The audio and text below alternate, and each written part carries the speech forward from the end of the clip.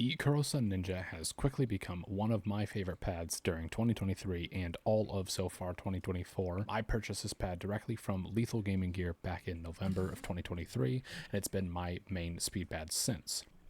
I purchased this pad by myself and do not have any affiliation with Kurosun, and as so, this review will be entirely unbiased and I will only be going over my personal experience with this pad since using it and almost maining it from November 2023 onward to now. Sorry about the lighting change. I took like a 20-minute break and it is nighttime now. Coming in at $49, this pad is decently priced compared to other high-end pads on the market. It has very low horizontal and vertical friction, and I'll showcase that a little bit later alongside a couple other mice outside of just the Pulsar X2 V2 with the dot skates or the donut skates from X-Ray Pad.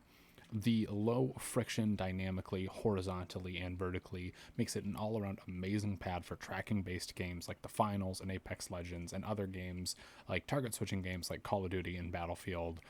Now on to the actual build of the mousepad. Per Kurosun's description, this pad has a semi-firm base, which ensures consistent performance and all-day comfort. I'm not sure exactly where the comfort comes into play in the base itself, but the base is made out from a revised alpha cell. I tried to do a little bit of research and I could not figure out what that meant. I'll have a close-up picture also on screen of the back of the pad, and then another close-up picture of the actual top of the pad. Now, as I said, I don't know exactly how the semi-firmness of the base makes it more comfortable, but I will say I have had zero issues with humidity or anything like that on this pad. As somebody who usually humidity affects pretty badly, I can use this pad all day with no discomfort at all. This pad comes in at a size of 490 millimeters by 420 millimeters and 3 millimeters of thickness, or 19 inches by 16 and a half inches, and then still 3 millimeters of thickness, which honestly I think could be a little bit larger. I think that's one of my only personal issues with the pad, is that I would prefer it to be a 500 by 500 size, but that doesn't take away at all from the other positive aspects of this pad.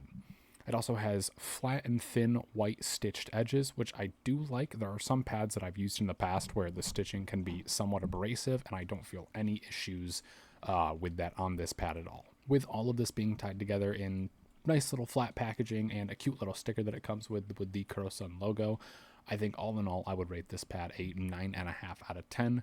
Personal preference, it would be a 10 out of 10 if it came in a larger size like 500 by 500 millimeters. And if you are a fan of tracking based games like the Finals, Apex Legends, or target switching games like I said like Call of Duty and the Battlefield series, then I cannot recommend this pad enough. And so we're also going to be testing a couple of different mice and mouse skates that I have here. These are just the mice that I use the most often. For starters, the mouse that I'm using today is the Lamzu Atlantis Midi with the Obsidian dot skates. Very fast skates overall, very low friction, very low stopping power.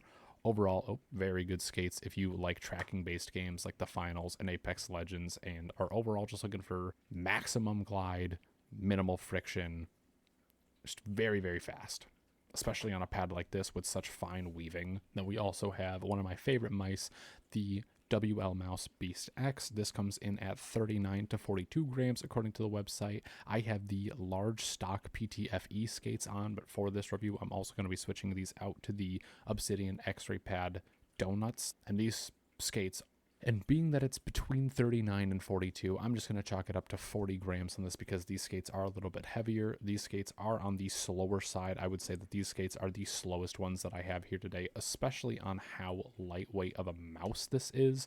Coming in at only 40 grams, this mouse should be just flying off as smooth of a pad as this is, but it is not because these skates are very slow. And then we also have the Pulsar X2 V2 in a medium size with the X-Ray Pad Obsidian Donut skates. These are a more control-based skate, but they still offer very, very smooth glide overall. There goes the mouse. As you can see, definitely faster than the stock PTFE skates on the WL Mouse Beast X. And then we also have the VXE R1 SE Plus with the Obsidian dots as well.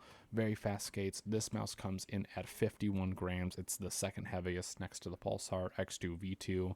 Overall, still very consistent glide. I would highly recommend, if you're looking for the smoothest glide as possible, as close, honestly, in my opinion, to a glass pad as you can get, then these skates are the move. They are where you should be looking. I got kicked out of my seat. And then for the last test here, we have the Beast X again with the Obsidian Donuts from X-Ray Pad. Honestly, I was not expecting how much faster it is in the PTFE skates. The just stock default in the box ones, but it is a entirely different ride. It is so much faster, a lot less stopping power.